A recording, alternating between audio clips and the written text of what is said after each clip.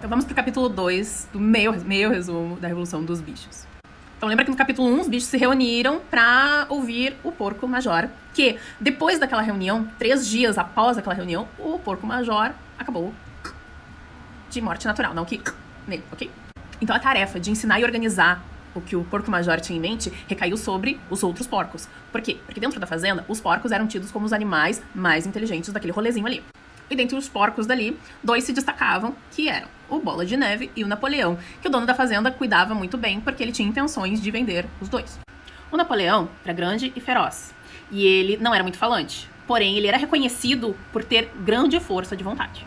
Já o Bola de Neve era mais extrovertido, ele era mais ágil, ele era mais criativo, porém ele não tinha essa solidez de caráter frente aos demais. E para ajudar o Napoleão e o Bola de Neve, existia um terceiro porquinho chamado Garganta. Então os 3 organizaram um rolê chamado animalismo, que era umas questões filosóficas da causa deles, que começou lá com o Porco Major. E é óbvio que no início eles enfrentaram muita resistência e muita ignorância por parte dos outros animais. Principalmente da égua mimosa, que tinha uma preocupação que se depois da rebelião ela poderia continuar comendo açúcar. E o Bola de Neve disse pra ela que não, que aquela fazenda não tinha como produzir açúcar, então ela teria feno ali e aveia pro resto da vida dela, só que açúcar não. E aí ela faz um outro questionamento, se ela ainda ia poder usar laços na crina dela. E eis que tem a seguinte conversa. Camarada, disse Bola de Neve. esses laços que você tanto aprecia são um símbolo da escravidão. Você não entende que a liberdade vale muito mais do que laços. Os porcos tiveram que se esforçar para desmentir as mentiras do corvo Moisés, que era o animal de estimação preferido do dono da fazenda. Moisés alegava que existia um lugar misterioso chamado Montanha Doce Cristal, que era para onde todos os animais iam depois de suas mortes. E alguns animais acreditavam na existência dessa montanha, porém os porcos tiveram muito trabalho para convencer a galera que essa Montanha Doce Cristal não existia. Por questões judiciais e por um tempo e por se envolver por bebidas e tudo mais, o dono da fazenda foi desleixando e tem um dia que ele esquece de alimentar os animais e os funcionários deles também tinham saído para uma caçada, não alimentaram os animais.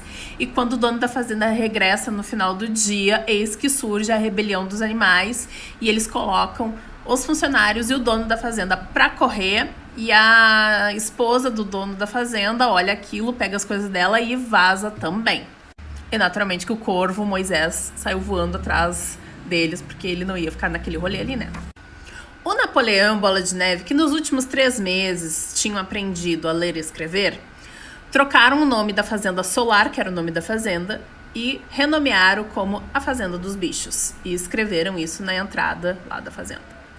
Além de renomearem a fazenda, eles escrevem lá no estábulo os 7 mandamentos do animalismo.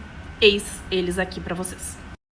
Os 7 mandamentos. Aqueles que andam sobre 2 pernas são inimigos. Aqueles que andam sobre 4 pernas ou que têm asas são amigos. Nenhum animal usará roupas. Nenhum animal dormirá em cama. Nenhum animal beberá álcool. Nenhum animal matará outro animal. Todos os animais são iguais. Então, Bola de Neve, depois de escrever os mandamentos na parede e repassá-los com a galera, disse para irem fazer a colheita do feno, que era muito importante. Só que as vacas começaram a ficar muito agitadas, porque já tinha se passado muito tempo e ninguém tinha ordenhado elas e elas estavam estourando de leite.